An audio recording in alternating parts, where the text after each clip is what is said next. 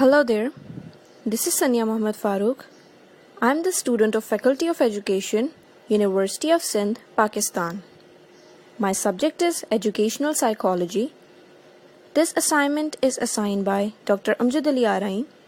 The topic of my presentation is Biological School of Thought. So now let's proceed. First of all, we'll study that what is biological school of thought.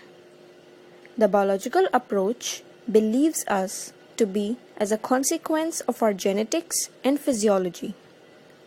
It is the only approach in psychology that examines thoughts, feelings, and behaviors from a biological and thus physical point of view. Therefore, all that is psychological is first physiological. All thoughts, feelings, and behaviors ultimately have a biological cause.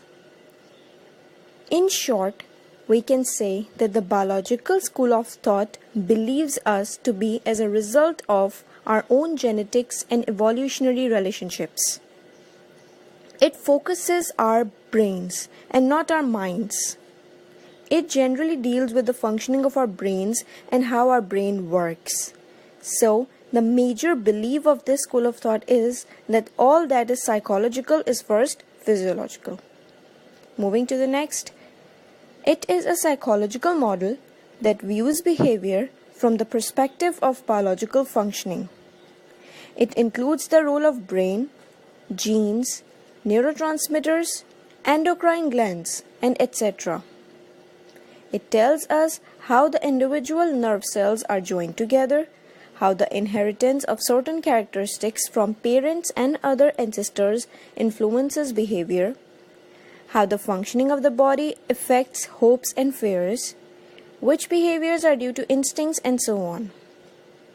As I told earlier, that it focuses the biological functioning or the brain functioning. It tells us that how the neurons are connected together, how they work together, how the brain performs various functions, how the endocrine glands work, and so on. And it forms the basis of all our characteristics that we consist of are because of our brainial functioning.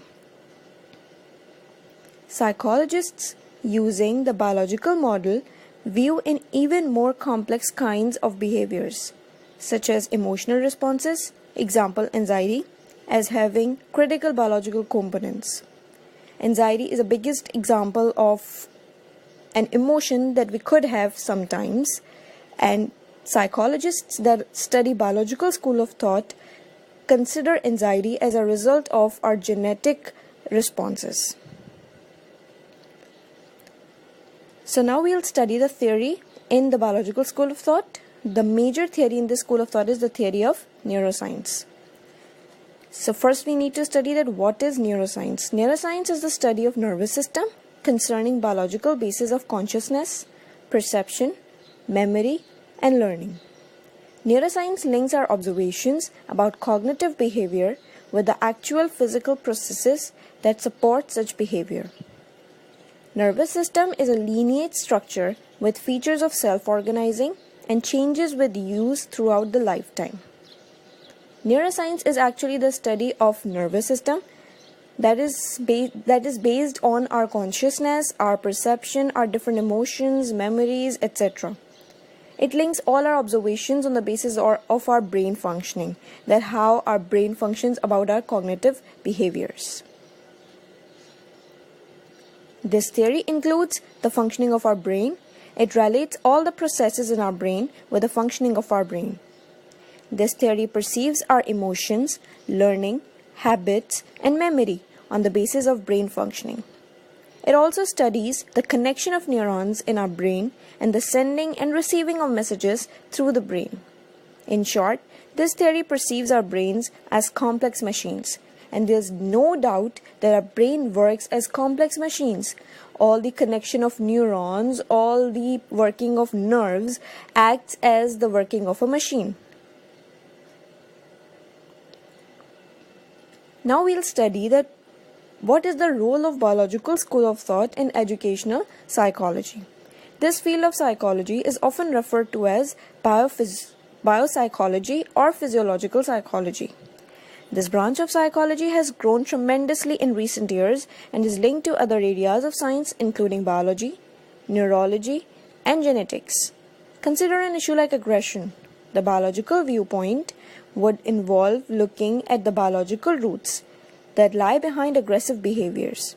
Someone who takes the biological perspective might consider how certain types of brain injury might lead to aggressive reactions, or they might consider genetic factors that can contribute to such displays of behavior. Obviously, first of all, we need to know that the field of psychology connected with the biological school of thought is often referred to as biopsychology or physiological psychology, as it deals with the physical structure of physical functioning. A psychologist studying biological school of thought will obviously refer an emotion, that is aggression, to the physical point of view. It will form the basis of aggressiveness because of our physical structure of physical activities. For example, it is in this example is given that aggressiveness could be because of any brain injury that might occurred in past. Thank you so much. Hope it helps.